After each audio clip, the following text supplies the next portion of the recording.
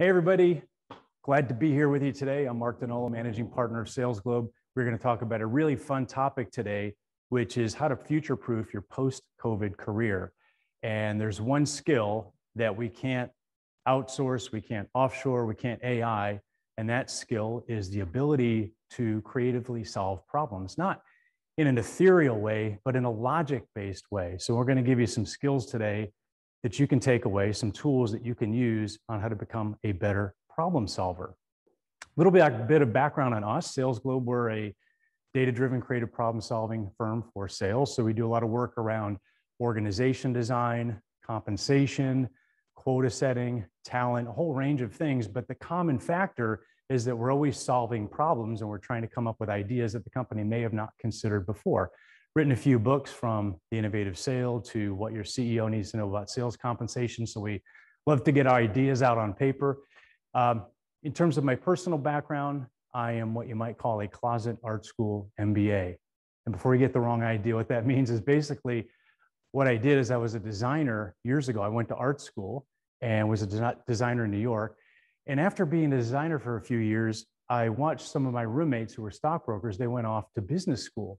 And I took a look at that and I thought, this looks really cool. So I went off and I actually got into business school. I was what they called a dance student. And a dance student really means that you're a person from the arts in business. So I went off to business school and I really enjoyed that until I had to interview for a job.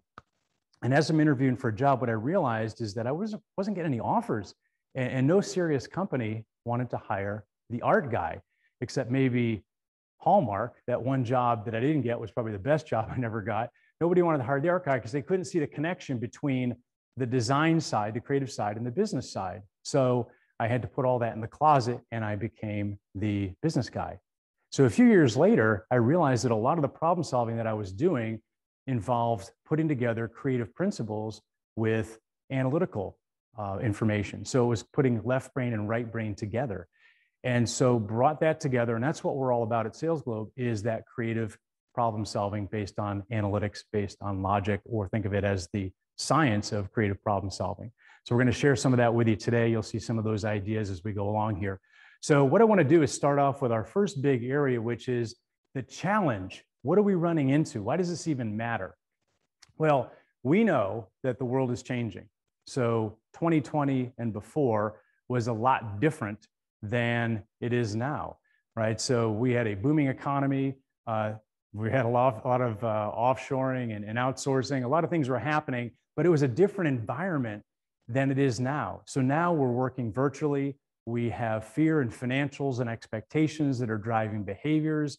And so what's happening is that the whole playing field has changed. So working virtually, as an example, we're losing connection. We're not working together the same way that we used to in terms of collaborating and connecting and building ideas. I think that's going to be okay for productivity for the short term, but in the long term, I think we're going to start to see productivity in terms of creative problem solving starting to wane. And relationships are a little tougher to have right now. And so how do you build relationships with your coworkers, with customers, with partners, if you're not able to connect with them? So we're less dependent on relationship. We're more dependent on our ability to solve problems, right? That's going to become a big differentiator. So changing the way or helping to develop the way that you think about solving problems can help you in terms of how you're going to become more valuable in the market, no matter what stage of your career that you're in, because those foundations for your career have eroded. So we want to build this skill. So we're going to give you some of those today. So this is the last frontier, your ability to creatively solve problems, not, like I said, in an ethereal way, but in a data-driven way. And you want to do something that's going to get impact, and it's going to benefit you for your organization. It's going to benefit you in your career. So think about the logic that goes behind this. So I want to ask you a question. Where were you when you thought of your last great idea? This has two assumptions built into it. First of all, you had a great idea. Second, you were somewhere. Okay, we could probably fill out that second one. But where were you when you thought of your last great idea? Okay, I can hear some of you. I was in the garden. I was biking, right? I was at the bar, okay? You were doing something different. Maybe you were in the shower, right? What you weren't doing is you weren't sitting in the conference room and you weren't grinding away trying to solve the problem. What you were doing is you were doing something else. So this is an illustration of a creative principle called walking away from the problem.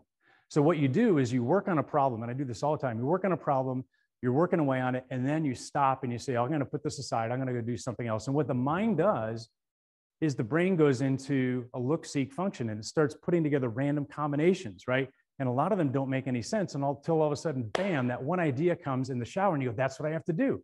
And you wonder why that happened. Because you're inherently a creative problem solver. Your mind's already doing it. It's a question of how you harness it. So we'll talk about some principles for creative problem solving later, but this is one of them, which is walking away from the problem. Just try this week and see how that goes for you, because it'll actually work. Okay, so our goal, what is our goal for you as a creative problem solver? What I want to do is I want to help you get into the top 10th percentile of problem solvers so you can differentiate yourself in your company, on your team, with whoever you're working with, right? So we want to get you in that top 10th percentile so you can actually come up with new ideas, and that's going to make your life better. It's going to make your career better. But you're going to have to ask yourself a few things, right? You're going to have to ask yourself, where is it you want to be? What is it you want to do? And so if you think about where you are right now and you think about your goals, a lot of times our goals are short term, right? That's not good enough. What we have to do is we have to get aspirational. In order to make a change like this, in order to change how you think and how you start to practice, you have to think about where you want to be. And aspirational is thinking out 3 years. It's thinking about 5 years. And what is it you want to do for your life, for your family, for your career? Think about what things you're tolerating now in your career and life that you shouldn't be tolerating. What are you putting up with that you're just kind of going along from day to day? How exciting is that for you? Not very exciting, right? So you got to think about something that really motivates you, and you got to visualize where you want to be. This one executive talked about this a couple of years ago to me. He said, you got to go out into the meadow of the future about where you want to be. And then you have to turn around and you have to look back and you have to go, well, how did I get there? Right? And so you got to think about what is it that motivates you and when is that going to happen? So 2 things. What's the big thing that you're really, really interested in doing, and when? When you put that big goal, that big audacious aspiration together with time, you create this thing called trajectory. And trajectory is basically that path that you're going to use to get there, right? And how are you going to get there? By thinking creatively about your process for going there, right? And this last point I want to make is that your goal, the way to test your goal is you have to have a little bit of fear and a little bit of healthy frustration about where you want to go. Because if you go, yeah, that's easy, I can get there, or it's something that seems achievable, it's not big enough. You have to do something that scares you, and you have to feel this healthy frustration every day, every week about, I'm not getting there. How am I going to get there faster, right? So first thing you got to do, get your aspiration right. Get your head right around where you want to go in terms of your big goals, because that's what's going to start to take you there. Okay. So you got a lot of thinking to do there. I'll let you guys go offline later and do some of that thinking yourself. So I want to give you a few tools here. I want to give you 3 methods to differentiate your thinking. Okay, and these are going to be logic-based, and these are kind of fun actually, and you'll start to be able to practice these. But it's all got to start with a problem. And I want to share a problem with you. I have a daughter, Isabel. She's in college in North Carolina. I won't tell you what college, so you don't have any biases, but she's not the problem. It's the problem that she ran into. I got a call from her a couple of years ago, and she sounded kind of stressed out. She was on the side of the road, and I could hear a lot of traffic in the background, and she said, Dad, I'm having a problem. Like, what's the matter? And she goes, well, my car, my Jeep, had just stopped on the side of I-40. And I'm like, really, what happened? She goes, well, it just stopped, and I had to pull over. I barely got it off to the side of the road. And I don't know what to do. And I'm like, okay, well, just get clear of traffic and hold on, let me think about what to do. And she goes, well, you know, my boyfriend's here as well. So, and I'm like, oh, that guy. And she said, yeah, he's starting to cry a little bit. He's really nervous. And I'm like, you know, I knew this wasn't the right guy in the first place. Okay, get off of that topic. Okay, so what's going on with the car? So I call AAA and I go into Boy Scout mode, and they tow the car and they bring it off to the shop.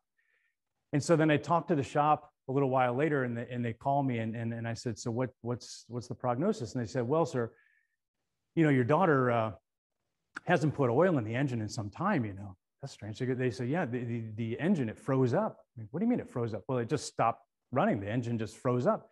And I'm like, okay, well, that sounds kind of strange. I thought, I know we put oil in it back in Atlanta. We had an oil change. And I said, okay, well, what do we need to do to fix it? And they go, well, no, you don't understand. You can't fix it. It's like a geological formation. It's solid, right? You can't, it's a block. You're going to have to actually replace the engine. Like, replace the engine? I was just on the phone with her a few minutes ago, and the car just pulled to the side of the road. Now I have to replace an engine. And they said, well, yeah, we're sorry. I said, well, okay, well, what's that going to cost? So it's going to cost about $5,000. $5,000. That's a lot of money. So all of a sudden, I go into dad mode, into freak mode, and I go on the internet and I start looking for places to get engines. And I said, I need to do some research. And they said, well, that's fine. You can leave the car here. But if you leave it on the lot more than 2 days, we're going to have to start charging you $50 a day. And I'm like, okay, so the clock is ticking. So I'm making calls and talking to one mechanic, talking to another. And sure enough, it's, you know, $5,000, $6,000. You might get a little cheaper if you can get a reconditioned engine. And I found this one option where you can buy an engine and you have it delivered to any shop of your choice and they'll put it in. I'm thinking, okay, well, that's going to work well when the engine doesn't fit the car. And then I'm between this internet engine and the repair shop. So I'm about the end of my rope. And then I make this call to this one place that had a bunch of reviews. And this guy answers the phone. And I told him what I needed. And he goes, Mark. And I hear this New York voice on the other side of the phone in Raleigh, North Carolina. He goes, tell me the story of the car. Tell you the story. Yeah, tell me the story. When did you buy it? How do you like it? How's it operated for you? And I'm like, what do you mean the story? Well, when did you buy it? And I'm like, well, you know, I bought it at the Jeep dealer, and I really didn't want to buy it. And the mechanic Jimmy says to me, well, so why did you buy it? And I said, well, you know, I went in and I looked at it. My daughter and my wife were there. They wanted me to see the car, and then the car dealer wanted too much for the car, of course. So I did this thing, Jimmy, where I just walked out. I said, it's too high. And I left and I walked out to get a better price. And then my daughter started crying, and then I had to come back in. I had to buy it. And he goes, yeah, daughters, they do it to you every time. And I go, yeah, well, so I bought the car. It's been a decent car. Any accidents, any incidents? And I'm like, well, yeah, she did have kind of a bumper rear end collision where a fender bender at an intersection. She was looking at something else and she ran into a back of a car. It wasn't real serious. Oh, any body work? And I'm like, well, yeah, she did a little work undone it. Any engine work? And I'm like, well, yeah, we did have some engine. Oh, and he's oohing and ahhing for a couple of minutes. And he goes, look, I'll tell you what I'm going to do. You bring it in. I'm going to take a look at it. Like, at that point, I'm half sold. So I bring the car in. And so the next day I'm in the office and it's quiet. It's early morning and the phone rings. And on the other end of the phone, I hear, Mark, you sitting down? I'm like, oh, hey, Jimmy, how you doing? You sitting down, Mark? Yeah, I'm sitting down, Jimmy. You're not going to believe what we found. We opened up the engine, we found a rag in the oil pan. I'm like, a rag in the oil pan? He goes, yeah, the boys are laughing so hard, they're rolling over the floor. They can't even get off the floor. They're laughing so hard. And I'm like, okay, this doesn't sound right. And he goes, look, I tell you what I'm going to do. I'm going to pull it off to the side of the shop and I'm going to put a shroud over it until the investigation is over. I'm like, investigation? What is this? Some kind of setup? And he goes, no. He said, I think I got something that happened here. And so he calls the insurance claims adjuster, of course, who he knew for shop owners insurance, and they come in. And what they determined was that when the engine work was done in the prior accident, they had actually left the rag in the oil pan, and that's what soaked up all the oil in the engine. It wasn't that we hadn't changed the oil. So what we found out was that it actually wasn't the problem that they initially thought it was. And so in the end, we ended up getting a free engine, and Jimmy got another great review. So what did Jimmy do there? What Jimmy did is he understood the story. He asked questions. He asked about what happened, how and when it happened, who it happened to, where it was, why it happened, and he diagnosed what had happened as he was going along. Here's a mechanic in Raleigh, North Carolina, and he's using a creative solution development technique, right? Which I found kind of fascinating. So what you have to do as a first step is you have to understand the story. And I'm going to go into this first tool here, which is redefining your challenge question. we've got a little process here that you can see. It's called sales design thinking. And it basically is how to do design thinking. If you look up design thinking on the internet, you see all this information. And the problem with it is there's all sorts of methods and nobody really knows what to do. So we put together a very practical process that you can use with your organization. And it starts out with understanding the problem statement, which everybody has a problem statement. But then you don't just start with your problem statement and try to solve that problem statement. What you want to do is you want to redefine the challenge, because the problem with the problem statement is it's like kind of like this inanimate object, kind of like that engine, right? It just sits there and it doesn't inspire thinking. Although a challenge question inspires thinking. A question by its nature is more provocative than just a statement. So you want to redefine your challenge question. So I'm going to use that as a first step to share with you here. And I'm going to give you an example of how you can do that. Okay. So here's a company. Speaking of cars, this is a company in the automotive electronics industry. And this is a conversation we had a little while ago. And I want to share this conversation with you because I think it was a good example of how you redefine the challenge and how it's not that complicated. So they called us and they said, look, we've got an organization, a professional services team, and we've got our core organization, our core sales organization. We've got a professional services team. And what they sell is they sell a set of services that increase the stickiness of what we offer to our car manufacturers and the companies that buy the antennas and the electronics that we make. And it's a very valuable service because it increases our customer retention. It helps us to increase customer penetration. But the problem is the performance of the sales team is lagging in terms of selling these professional services, right? And you can see the attainment of quota here. Okay, so let me ask you a quick question. In a best practice situation, what percentage of the organization should be at or above quota? Listening for your answers? Right, 50 to 70% should be at or above quota. What you see here is only about 20% at or above quota. This constitutes a problem, right? And you see some other problems here, like the huge spike of people between 90 and 100%, like they just couldn't get to 100%. Well, there's probably some other reason behind that. So what happened? Well, they said, we need to spiff the primary sales team to create leads professional services, because that's where professional services gets all its leads, from the primary sales team. And that's what they wanted to do. They said, well, maybe what we can do is we can pay each person in the core sales organization $500, spiff them for each lead, whether or not it closes. And that's going to be our solution. We just need to know if that makes sense. And they were ready to do this. Well, that wasn't solving the problem. That was taking the problem statement and just jumping to an answer. So let's talk about what we did. What we did is we took a cue from Jimmy, right? And we started to understand the story. So we asked these questions about what the situation was, what the story was. And what I'm going to share with you, this was in our first meeting that we asked these questions, okay? So what, how, and when, who, where, and why? Well, what? Professional services, like I said, they create stickiness and expansion for the core products. And it's sold by the primary sales team, right? The core product. So primary sales team is basically generating leads for professional services. But too many of the professional services reps were below quota. We knew that, okay? So they wanted to spiff them. The company itself had a history. They started with Core Electronics. They acquired this company that had the professional services, but the core sales organization was slow to adopt these services, and that led to lagging performance. Who? Well, there were some who brought professional services in on leads, and they dramatically expanded their customer business. So they were calling them the converts. These were the believers. These were the people that knew that it actually worked. And then there were some people in the core sales organization that tried to sell it themselves. And the problem was they couldn't quite pull it off because it was too technical, or they held off because they thought, well, it's going to delay my sales process, so I'm going to wait till later, and they wouldn't sell it. Well, where was it happening? Well, it was the primary sales organization who weren't believers, and the message wasn't getting across to the entire team. So they had a lot of turnover in the sales organization, so the message wasn't getting across. And so anything that they said in terms of why this was good to sell professional services didn't stick. Why? Well, the primary sales organization thought it created risks in the deals, it slowed things down. Primary sales organization, they were also measured on short-term metrics, like how many closes they were getting a week and a month, right? So that didn't fit well with professional services, but the professional services team could prove that it actually accelerated expanding their deals, right? Accelerated closing and expanding their deals. This was one conversation that we got this information, right?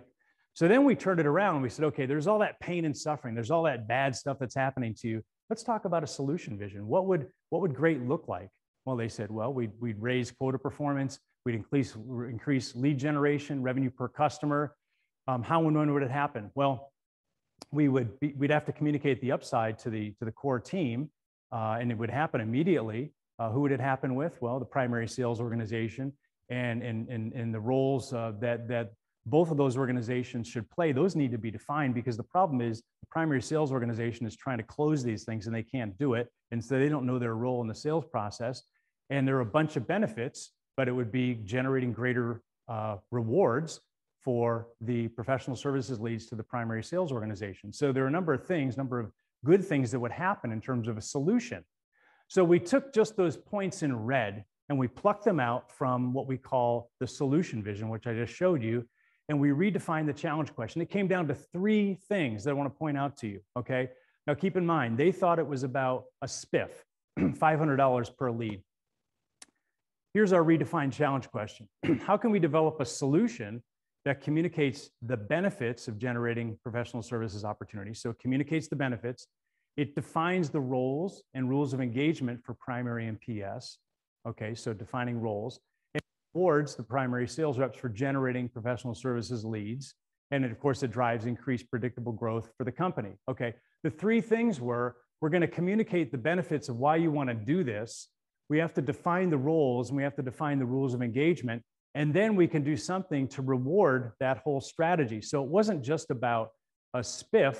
It was about figuring out how you're going to get a communications message across, how you're going to define roles, and how to spiff. Just spiffing alone wouldn't do anything because those other things weren't aligned. At the end of the conversation, they said, oh, we never thought about it that way. This is a method that you can use in a simple conversation. And of course, you can back it up with some analytics, back it up with some fact finding, but it can change how people think about solving a particular problem. Okay, so that's number 1. How do you redefine the challenge question? Very, very powerful. Practice that. So we're showing you some steps here, but it's not that complicated. It's basically understanding the story and redefining how you're approaching it. All right, let's look at my second one here. Thinking horizontally. We're going to take that same one. Thinking horizontally is simply divergent thinking. So how do you come up with more than one idea? Like, well, we should spiff the sales organization, or maybe we should define what kind of sales process we need. What you need to do is become an abundant idea generator. And the way you become an abundant idea generator is by doing horizontal thinking. This is a diagram I use a lot with our clients, but it's a very basic idea, which is before you start to do your vertical thinking meaning developing the solution, like you pick that one idea and you develop it and you roll it out, you have to do the horizontal thinking, right? So you've got to figure out what it is I have for a range of options. And they might be from more radical to more conservative, but then once you put them together, you're going to find that you can combine things together. I want to show you one simple technique here. So you obviously can get a room and brainstorm and say, what are the different ideas? What you can also do is you can take your redefined challenge question, like I just showed you, and you could start picking pieces of that challenge question out. So here's our challenge question. I picked one piece out, which is communicating the benefits, okay? So I'm going to take the word communicate, and I'm going to think about, what does communicate mean? So let's take a look at that. What is communicating? And this is the way I like to brainstorm on problem solving in a creative way, is I like to do focused brainstorming. So take the word communicating. What is communicating? What do you think of with communication? You think of audience, you think of message, you think of positioning something, trust. You've got to believe in what somebody's telling you, the truth. There's got to be maybe some proof. There's got to be clarity of message. Perhaps voices that we know, so people that we trust again. Vehicles or modes of communication. So do we do it via verbal? Do we do it via written? Is something that's social media? Frequency, how often do we do it? What kind of feedback loop do we have? How do we reinforce? What's the schedule? Meaning, how do we do it over time? What's the pattern? There are many, many permutations. So if I take this one idea of communication, I can come up with a whole range of possibilities for how I might want to communicate part 1 of that problem, right? I could take an idea like a campaign, and I could say, well, I actually need a campaign to communicate to the primary sales organization the benefits of selling professional services. How would I develop a campaign? Well, I've got audiences, the primary sales organization, but it's not just the primary sales organization. I might have people who are tenured, people who are new, right? So different audiences. I have a message that I want to get through to them. Selling professional services actually is beneficial, right? It can accelerate your sales process. It can help you grow your accounts. Well, I can't just say it, I have to prove it. So what are my proof sources? Well, in these situations, we'll give you a bunch of proof sources. Okay, what's my method for getting the message out? Well, as the head of sales, I could say that once, or maybe I have some video material that I share with people. Maybe I do something via web.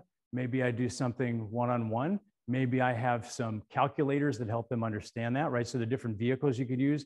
Frequency or calendar. Well, I'm not going to do it one time because they'll forget. Maybe I need to have some kind of frequency of occurrence for this to happen, okay? All of a sudden, I took that one idea of communication and I've got an abundance of ideas that came after that. You see how that worked? Okay, again, logic-based, science-based way to create ideas. So we redefine the challenge question. We start taking nodes of that challenge question and expanding that out. All right, and then I want to take the last one here of my three favorites here, and this is telling your story to make change. We have a whole session on storytelling that you can look at separately, but what I want to do is I want to hit a couple highlights on storytelling. And what's so good about storytelling? Well, you can get your idea across to the audience and you can get action. It's really important because if you just have ideas and you don't get action, it doesn't do anybody a lot of good.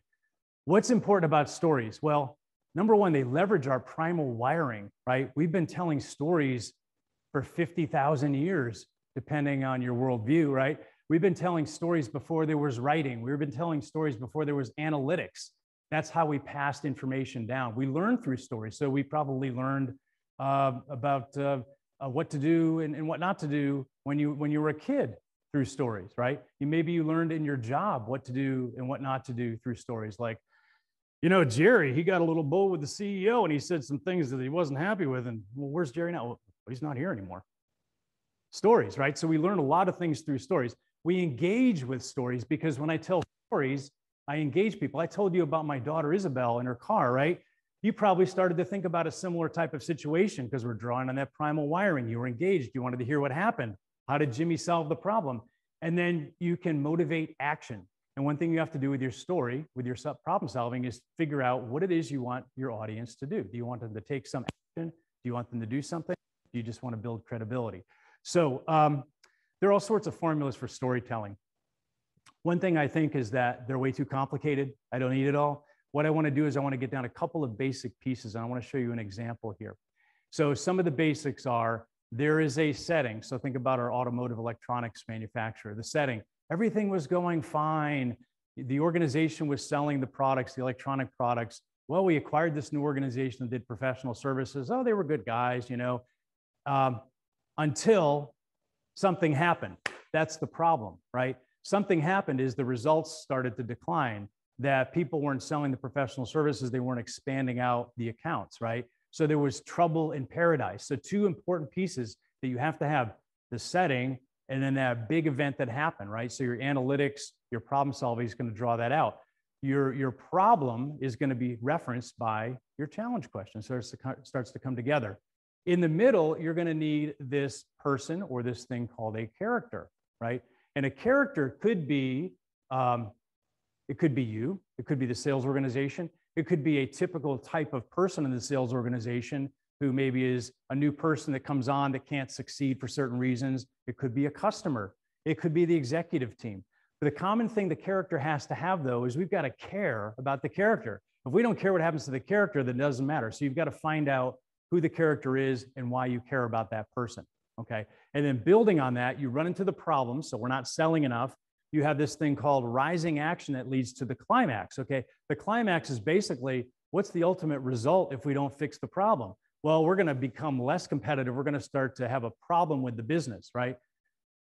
The climax has to motivate action. And there are only two big motivators of action. We go into this deeper into storytelling. The combination of pain/pleasure and timing, right? So Pleasure meaning, well, we're going to have a great organization, or pain, we're going to go out of business, or I'm not going to get a paycheck next year. Timing, short-term, long-term, okay? You might think that gaining pleasure long-term, like we're working toward the aspiration of becoming a best-in-class organization that will motivate people. Well, it doesn't. Avoidance of short-term pain is the biggest motivator. So if you said, look, our competition's catching up on us, and if we don't figure out this professional services thing real quick, we're going to be out of business next year. That's a big motivator, okay? And then you got resolution. Resolution is your creative solution. It's what you came up with, okay? So the story can be very powerful. I'm going to take one quick example and show you. This is a survey that Sales Globe we did with WorldatWork, and we had 380 companies, we had 1,400 employees, and it was about back to work. What's it going to be like going back to work? And I want to set up the story here because we had like 200 pages of data and information. And we said, well, what are we going to do with this? And somebody on the team said, well, you know, we've got an executive summary. And I'm like, well, does anybody remember the last executive summary you read? No, you don't remember anything about it. We need a story. So we started to go through and we found the storylines within all this data. 60% of people at this point, this is Q1 of 21, 60% of people were working remotely. 76% of people said they wanted to continue working remotely. Oh, that's nice. Okay, so we're going to keep working at home. Okay, so it's the setting, everything's fine, everything's happy. We asked the same question of employers. Companies anticipated only 34% of people will continue working remotely. All of a sudden, you see the flash, the problem. There's a big difference between 76% and 34%. There's going to be some reconciliation here, right? And we have to be able to see this ahead of time. So we see an impending problem. Furthermore, about a third of the people said, well, if I can't work at home, I'm going to find another job. Okay. Well, I said a little bit more than that, but that was the basic idea. So there's retention risk, right? So now we're starting to build toward a climax. Companies said, yes, we're doing all these things. We're making the remote work environment better, and we're doing all this collaboration stuff and this connection stuff. But there's a future innovation deficit because they're not doing enough to help people to work together collaboratively and creatively in remote or semi-remote or hybrid type of environments. So it's working toward a climax that you see here. So you've got people who will potentially quit. You see organizations that really aren't preparing for collaborative work, for creative work, right? They're saying, oh, we're getting better productivity. Yeah, in the short run, but we're going to have a climax here at some point soon. Okay, so we're seeing this. And what we see now as the resolution, the future of sales and the future of work is going to go to the data-driven creative problem solvers. It's going to go to the organizations. It's going to go to the people that know how to become problem solvers in the new environment, in the new world. So what's your back to work plan for customer innovation and employee retention? Okay, so if we're just looking at what's going on right now, it all feels good. The setting feels fine. But what's really scary is what we see coming. And this applies to sales organizations. It applies to any type of organization in the company, that we're going to have a climax point where we're going to start to see retention risk, and the war for talent we know is on, and we're going to start to see a breakdown in connection, a breakdown in idea generation, and a breakdown in connectivity. Okay, so there's a big story. So you see the story there. Let me put the storyline back on it here. So you can see we started off with the setting and the characters, which are the employees, and when we see the problem, then it goes to the rising action, the climax, and this is tracing along on the background that you can see here, the potential turnover, the collaboration deficit, the innovation deficit, and then the resolution, a back to work plan of employee value proposition, collaboration solutions, being an intentional and action oriented. One of the big complaints we hear from a lot of companies right now is the C-level is not clear enough and not intentional enough about what they want to do and what their plan is. One CEO we heard recently said, well, you know, some of the people will be back some of the time. And this is a Fortune 100 company. And people said, what does that mean? Okay, so what we're working on right now is this resolution of what's the back to work plan and how do we get organizations in shape to continue to become or to be creative and be great problem solvers. Okay, I want to give you a few principles to think about and think with as we head forth here. And so you saw three methods, right? Those were three techniques. Principles are how you think, okay? So the methods are what you do. The principles are how you think or the practices that you use. Okay, here are 5 of my favorites. Okay, I love these. You're going to love them too. Okay, number 1, protect time to think. Protect time to think means, I didn't say protect time to work, protect time to do conference calls. I said protect time to think. What you need to do is you need to find your right place, and it could be at your local coffee shop or somewhere outside of the office. We don't have enough showers, but it could be in the shower. You can think of the shower, right? But you got to schedule and protect time to think. You cannot violate that time. That's number 1. Number 2, look at barriers as creative enablers. One thing you're going to run into when you start doing some of these things, and these techniques don't have to be overt. You remember that show for people that are my age? Remember Columbo? And Columbo would just ask these questions, right? You don't have to be doing some creative technique with your team. Just ask the questions, right? But you're going to run into barriers. People are going to go, well, why are we talking like this? What are we doing this for? Can't we just get to the answer? Those are barriers. Those barriers actually are enablers. They're going to help you to become better at doing this. You're going to help you to get to better solutions. Some of the best ideas I've ever come up with, people said, well, why are you doing that? It's not normal. It's not what we typically do. It's not what we've done in the past. That's the idea. Number 3, walk away from the problem. We already talked about that. Go do something else. Go think somewhere else, because that's when the mind really works. Number 4, I learned this from an art school professor years ago. And I love this. We saw this art show, and then I was commenting to him after this art show at the cocktail session about the art. And he said, Mark, sometimes people just need to get comfortable being lost. And I thought he was talking about my comments. And I'm like, oh man, I really blew it. No, what he was saying is that in problem solving, you're going to hit a point where you feel like you're lost. You're not quite sure what you're doing. That is an indicator that you're heading in a good direction, because you're going to be moving somewhere that's going to be new for you. And on the other side of lost, remember this, on the other side of lost are your ideas or your solutions. So the reason people don't come up with new ideas is as soon as they hit that lost point, they're outside of their point of expertise, they back off and they go back. You want to keep going forward. So get comfortable being lost and engage the outsider. Let me take a second on this one. The outsider, the outsider is that person that's not part of your immediate team that you're working on this problem, right?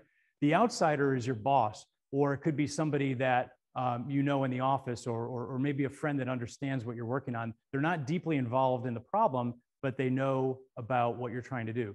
And so the benefit of the outsider is you ask them to take a look at what you're doing. And because they understand the general situation, they can ask you questions that you've become too deeply involved to be able to see yourself. Because when you get involved in a creative endeavor, you necessarily become so deep that you lose perspective, right? So the outsider becomes very valuable. Even though you don't want that person in there, that person can help you to shake your thinking up. Okay, so 5 good principles to think with. So here's your map. We know the challenge, the goal. We're going to make you in the top 10th percentile. And we gave you 3 methods. There are a bunch more methods, but we gave you 3, and we gave you a few principles to think with. Okay, so you can start on this and go out and give it a little bit of practice. But remember this, when you do it, it's a lot like learning a golf swing. So when I learned a golf swing back when I was 10 years old, and by the way, I play golf, you wouldn't know that, but they told me, they said, you know, keep your head down. Oh yeah, the grip. The grip is the most important. So the grip is the most important, interlocking or overlapping. And then you got to keep your left shoulder up, proper stance, and then keep your head down, and make sure you swing the ball. When you come back, make sure you're getting enough rotation, then follow through all the way. And then when you get up to the tee, on the first tee and everybody's watching, what are you thinking? Don't screw it up. Just don't shank it into the woods, right? So I'm thinking about maybe 1 or 2 things, like keep my head down and make sure I see the ball when I hit it. I can't think about all these things. When you're doing problem solving, don't get caught up in the mechanics. Think about the principles, think about the general process, and use it to be able to creatively solve problems. So you're going to have to practice these things to make them natural, okay? So feel free to reach out to us. You can go to salesglobe.com. Here's our main number here. You can reach us here as well. We do lots of work in workshops, problem solving, organization design, compensation, all these different areas. We've got some resources available as well out on the website in terms of videos, and of course our Rethink Sales podcast. So really glad you were able to join us today, and happy creating, and let us know how you're doing. Thanks.